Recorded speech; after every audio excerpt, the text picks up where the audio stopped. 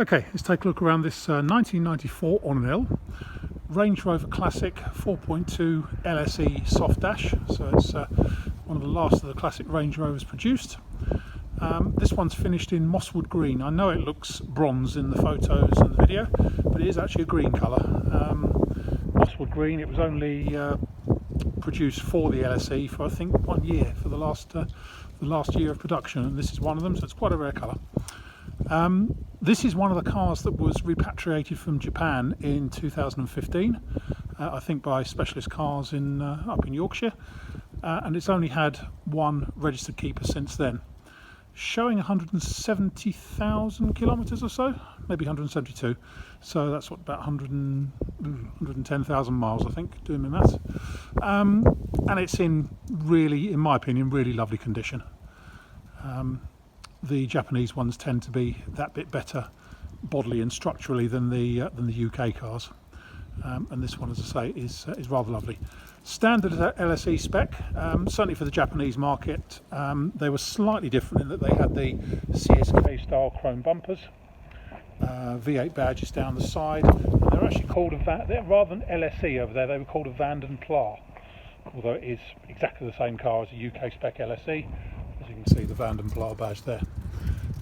Bit of Land Rover badge engineering. But yeah, standard 4.2 LSE soft dash, so it's got ABS and traction control and everything. The only alterations from standard, it's got a more modern stereo system in it, and it's got a matching set of Bridgestone tyres on it. It also has privacy glass to the rear windows, so I think that's probably been fitted for new for the Japanese market. Anyway, we'll take a quick wander around it now, and then we'll do a proper walk around, pointing things out in a minute, but just so you can get get an impression of it. But I think these are lovely, and this, in my opinion, is a particularly nice one. I think it must have had rear light guards on it at some point, because they've left the front portions of the front fairings for the light guards there, although I can't see any other holes where they would have gone, because normally they'd have gone round the light there and in there. So I don't know, perhaps they just fitted those and decided not to bother with the rest. I'm not sure. As I say, chrome CSK style bumpers. Anyway, let's go around it a bit more closely and see if we can pick out any nasties. Ain't much. All looks very smart around the front end. Bit of stone chipping on the bonnet, as you might imagine, especially on the leading edge of the bonnet. And there's a tiny pinhole dink in the bonnet just there, which you may not be able to see on the video. You can only see it in certain lights. Another one just there, because it's an aluminium bonnet. This is now 25 years old. Looking down the near side, actually looks really straight down there. Wheels and tyres all look to be in good shape. Screen, it's the heated screen on this one. And scuttle panel, near side front wing. Tiny bit of paint loss just there on the roof gutter. I think there's another one on the other side. Looking at the near side door, we've got a tiny bit of electrolytic reaction just coming up here on the front edge. All Range Rovers tend to suffer from that to a certain extent. Doesn't matter where they've been. Anyway, let's look inside. See down on the scuttle, the interior is absolutely lovely, and one of the crowning glories of this one is its headlining. As you can see, no sag in the headlining at all. I think that must have been replaced, because it is top notch.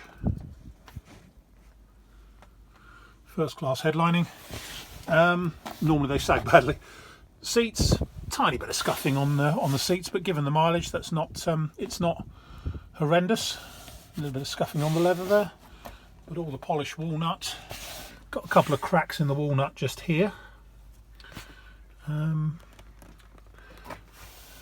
another couple of cracks just here. Otherwise, not bad at all. Door cards are all nice. One thing this one does suffer from, the pull pieces here in the doors, obviously brittle plastic, and the edges disappear off them. I think all four doors are like this from memory to a certain extent.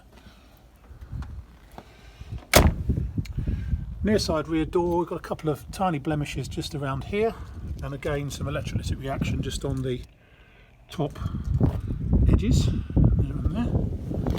And we've got a bit of paint loss just down there on the base of the door. D-posts, excellent, don't look as if they've ever been welded. I'm not sure this one has ever had any welding, in fairness, but I can't absolutely guarantee that.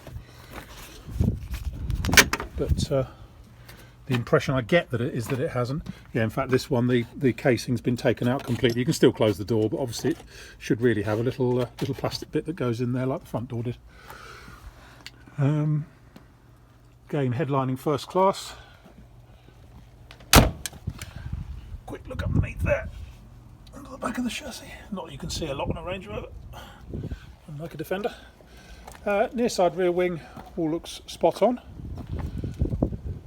Tailgate, it's missing its rear wiper, but we can get one of those if needs be. The spindle's all there. A little bit of surface rust just on the gutter up the top of the tailgate here, but otherwise all looks to be in good shape. Bottom tailgate all looks good. Again, a little bit of surface rust on the closing panel underneath the tailgate, just along there. Chrome bumper all looks good, and in the corners here,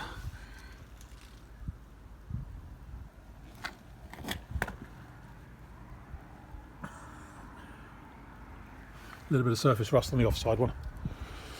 Looking down the offside, again looks very, very clean and tidy down there. Offside rear wing, nothing really to comment on. Offside rear door again. Offside front door, a tiny bit of reaction just there.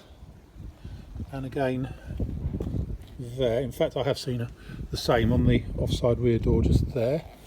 And the same there again. So yeah, all four doors, tiny bit of reaction on the door tops.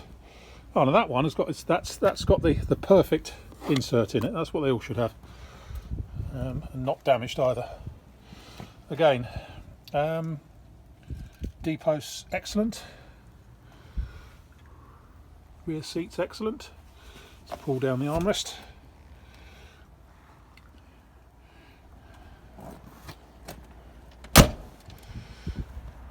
Offside front door, we've got a tiny bit of paint loss just down there on the base of the door. Offside front wing, all looks very good indeed. And then again in here on the offside, oh, in fact, again the driver's door's got one of these, so it's only one's missing and one is slightly damaged. Whether you can still get them or not, I don't know. Probably from a breaker you can. Dash all looks to be in good shape. Again, a little bit of scuffing on the driver's seat bolster, but commensurate with the mileage. Up here, all spot on. And that's the driver's polished wood trim. There we have it. I really like this. Very, very nice car in my opinion. But my opinion is not really what counts. Anyway, my name is Simon. You can reach me in the office on 0118 907 1495. We can go to our website, which is www.motodrome.co.uk for any further info. End.